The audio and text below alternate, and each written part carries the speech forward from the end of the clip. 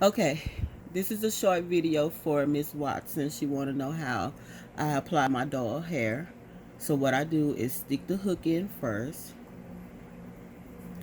attach the hair, pull through, pull up a loop, crochet, one single crochet, keep that loop, take the other piece and crochet it in and pull out and tighten. It will not come out.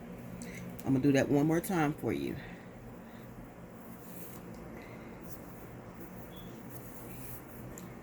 Insert the hook, attach the hair. You got two legs. See those two legs? Each one of them plays an important role.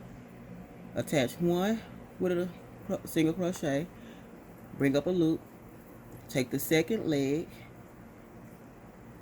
and pull through that loop and pull through.